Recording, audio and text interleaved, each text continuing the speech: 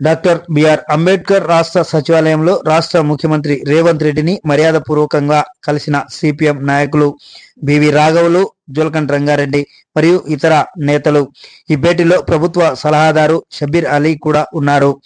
రైతు రుణమాఫీ విషయంలో రైతులు ఎంతో ఇబ్బంది పడుతున్నారని, బ్యాంకర్లు సరైన విధంగా వాళ్ళకి చెప్పకపోవడంతో రైతులు నానా ఇబ్బందులు పడాల్సిన పరిస్థితి వస్తుందని, రుణమాఫీ విషయంపై ప్రభుత్వ అధికారులు తర్వాత ముఖ్యమంత్రి పేషి నుంచి దాన్ని బ్యాంకర్లతో మాట్లాడి రైతు సమస్యలను పరిష్కరించాలని కోరారు.